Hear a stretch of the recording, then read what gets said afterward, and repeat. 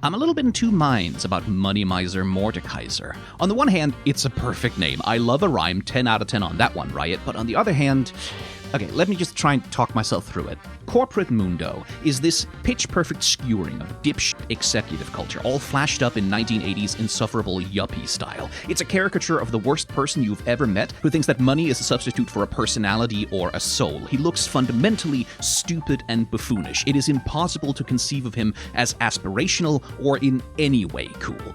Money Miser, on the other hand, the Trumpian side-swept toupee and way too many rings and glittery white suit and giant shoulder pads look gaudy, but then also the skin, and especially the splash art, is kind of horny about his very tight shirt over jacked rock-hard abs and pants that can barely contain him. And with his logo-mark belt buckle and engraved suit jacket and absolutely enormous stock market monitor mace, ultimately, the impression I get here isn't that this guy is a f***ass executive buffoon moron.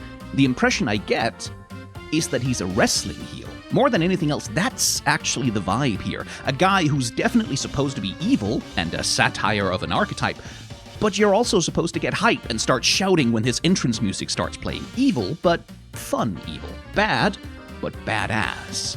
But honestly, there probably isn't really anything else you could do with Mordekaiser's giant silhouette than this. You can't really cast him as a Silicon Valley crypto dork or cringe loser Musk imitation because he's just too vital and powerful. He has a dignity in his bearing that simply wouldn't work for that kind of thing.